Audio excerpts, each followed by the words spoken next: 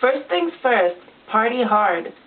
When was the hardest you've ever partied, and what was the result? The hardest I ever party is every day. Every day I party hard. I do this because this is how I've chosen to live and present the work that I do and the music and the entertainment of any type. The way to party hard is to do what you enjoy and to do it all the way. You recently released 55 Cadillac, an album of improvised piano compositions. We know you've played the piano for a long time, but why do this now?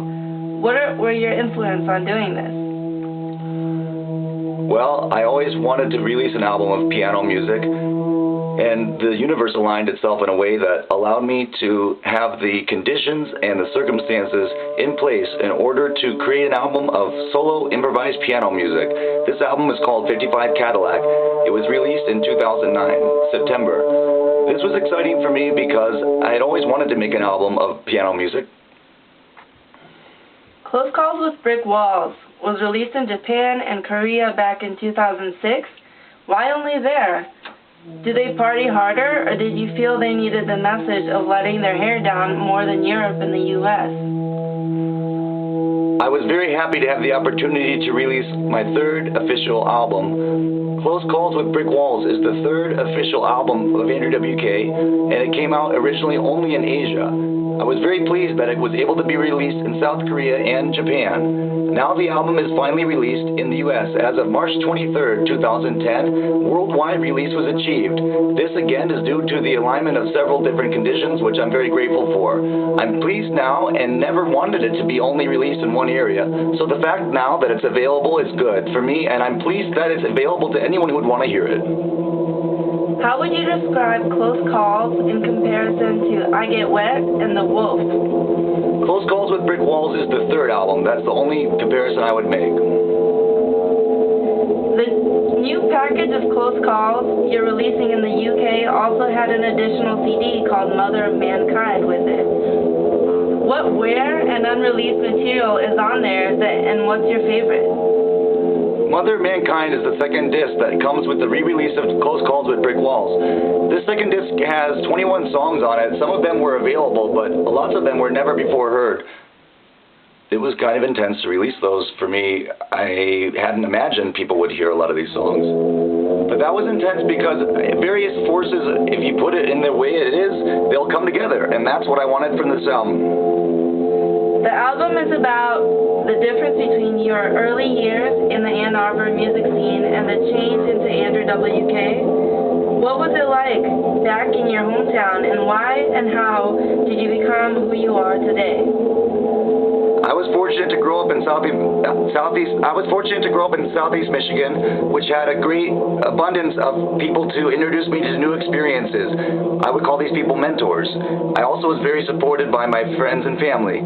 These people came together in fortunate ways and allowed me to eventually move to New York City, where I was able to begin working as Andrew W.K. I am the same Andrew W.K. that started then and still is going now, and anything you've heard otherwise is anything contrary to that you've heard otherwise is not true.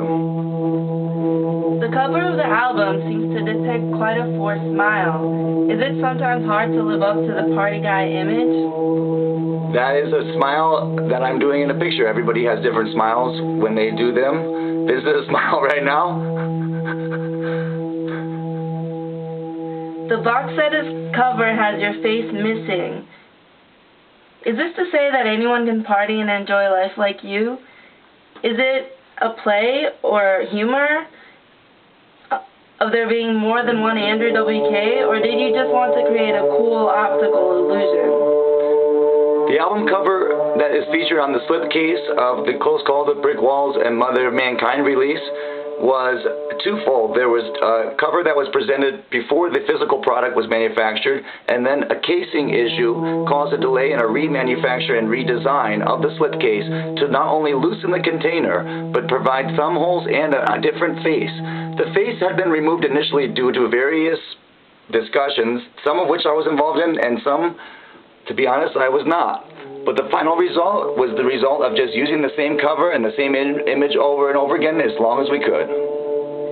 How many Andrew W.K.s are there? You could tell us. And the joke. There's just one.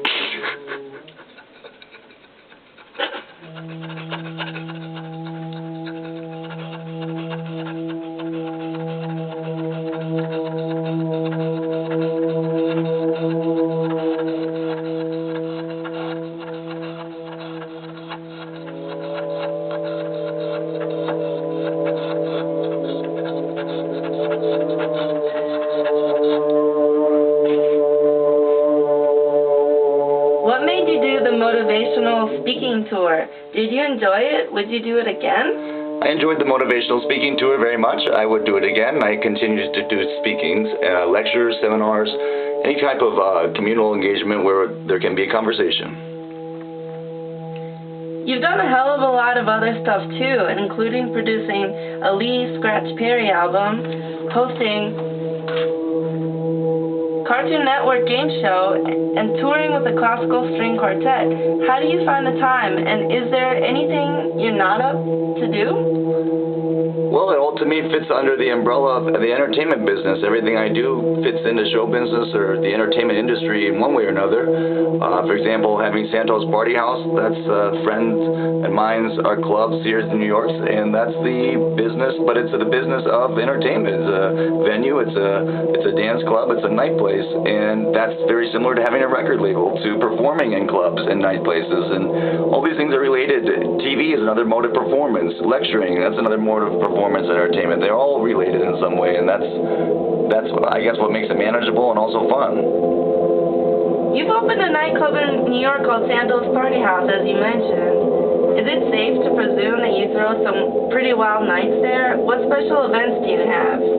We have some of the greatest parties New York City has ever had, ever known, and ever will have, and that's the wonder of New York. It's a global stage where everybody that performs, that parties, audience, or member of the stage crew is part of the event, and that's the method and the enjoyment of it. See. Are you playing with a live band again? Yes, I'm playing shows with my full live band. Why now? Well, now was the time when, again, I would say the universe aligned itself, and when that happens, you take advantage of it. Do you have any more songs written? When should we expect a new full-length album? I do have new songs written, and I'm working on even more. A new full-length album will be coming out as soon as we're done with this next length of nationwide full band touring, and after that, I'll be recording and releasing. What do you have planned for the rest of the year? Are a UK tour or festivals in your plans? Yes, I look forward to coming back to the UK, all of Europe, and the full world tour, and festivals as many as we can do. What are your top 5 party songs and why? My top 5 party songs, having any kind of top 5 has been very hard for me. But off the top of my head, I would say the U.S. National Anthem, the United Kingdom National Anthem, the Canadian National Anthem, Happy Birthday, and It's Time to Party by Andrew W.K. And I put that last one in there not completely seriously.